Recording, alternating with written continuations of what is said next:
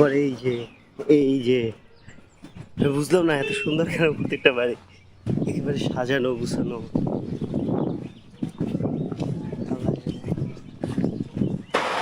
এইখানে রিক্সাগুলো দেখেন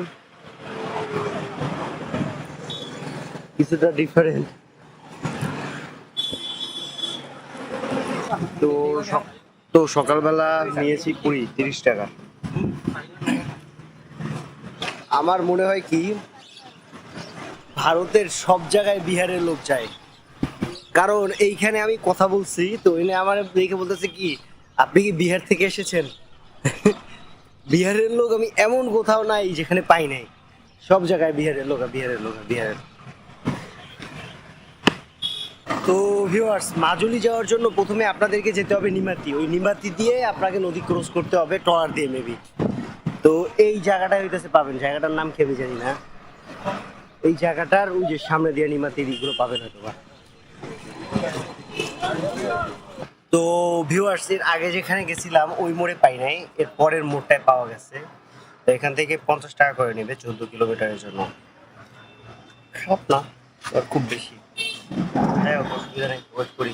মানুষ এখানে মানুষ মেবি অনেক কম কম লোক যায়।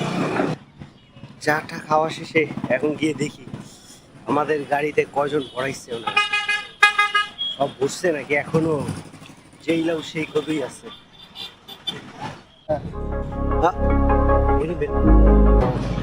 আমাদের গাড়িটা এখন ছাড়ছে, এখন নিমাতি আর কি আমাদের ফিরে দিতে হবে।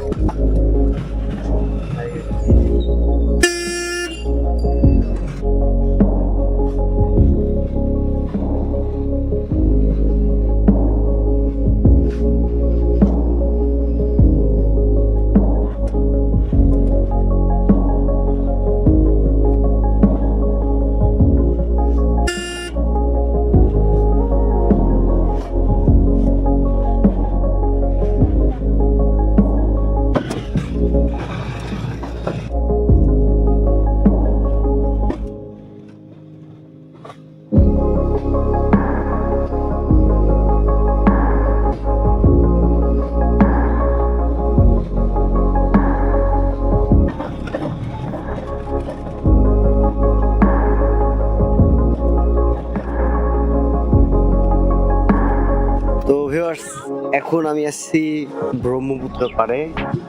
এটা সবচেয়ে আসামের সবচেয়ে বড় বা সবচেয়ে চওড়া নদী, সেটা হচ্ছে সেটা। হ্যাঁ ব্যাগটা দেন।